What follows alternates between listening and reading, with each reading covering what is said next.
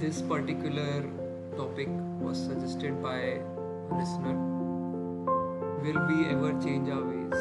To understand this, first we will have to understand where do our doings arise from.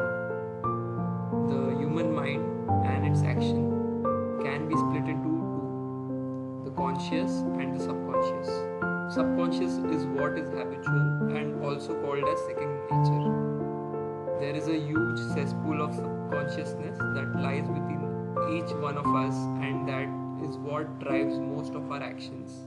Philosopher Carl Jung has a very famous quote on this topic that says, "Until you make the unconscious conscious, it will direct your life and you will call it as fate."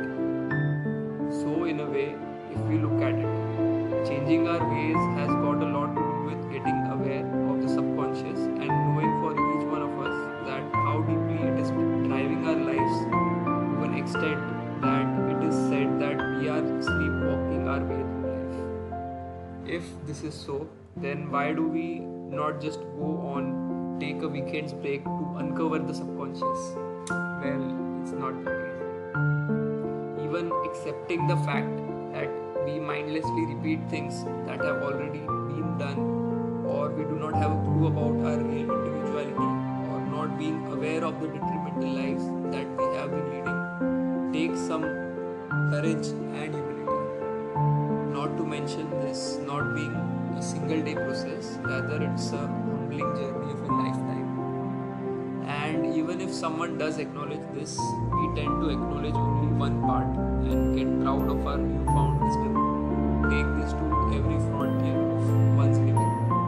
Hence, the change that we bring about is also very superficial and a kind of compensation, so that we do not need to do a honest reflection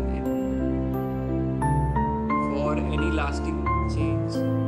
The Eastern philosophies or schools of wisdom like Vedanta and Western philosophies like Stoicism teach us that first a person has to look at changing themselves in order to change the world. No wonder it has been said that the path is as difficult as walking on a razor's edge.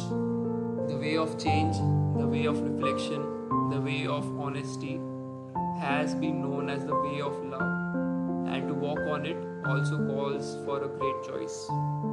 A choice where one chooses either their conveniences or the arduous path of love. The fear of losing our conveniences for something that is unknown, that what will you get out of losing your known devil?